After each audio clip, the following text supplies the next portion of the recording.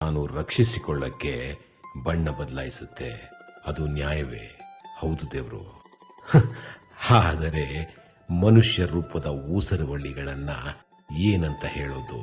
ಅವರ ಕಾಯಕವೇ ಬಣ್ಣ ಬದಲಾಯಿಸೋದು.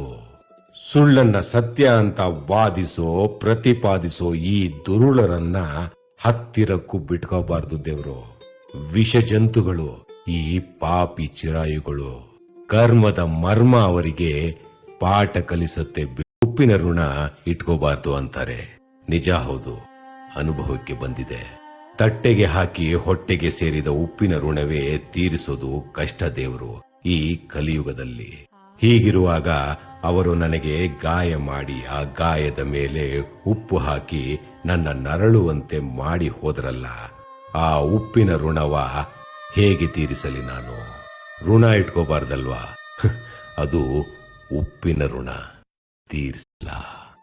ನಾನ್ಯಾಕೆ ಮರುಗಬೇಕು ಹೇಳಿದ್ದೇವ್ರು?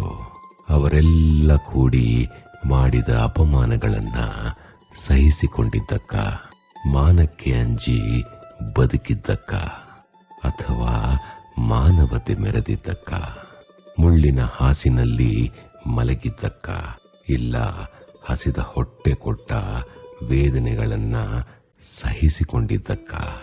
ಹಸಿವು ಇನ್ನೂ ಹಾಗೆ ಉಳಿದಿದೆ. ಅಪಮಾನಗಳಿಗೆ ಉತ್ತರ ಮೌನ.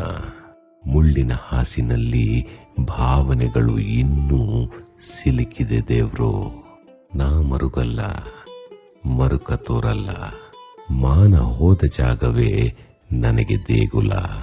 ಅಪಮಾನ ಮಾಡಿದವರೇ ನನ್ನ ಪಾಲಿಗೆ ಬೀಜ ಮಂತ್ರ.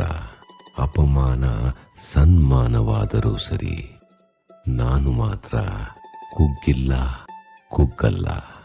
ಮರುಗಬೇಕಾಗಿರುವುದು ನಾನಲ್ಲ, ಮರುಗಬೇಕಾಗಿರುವುದು ಅವರೆಲ್ಲ. ನಾನು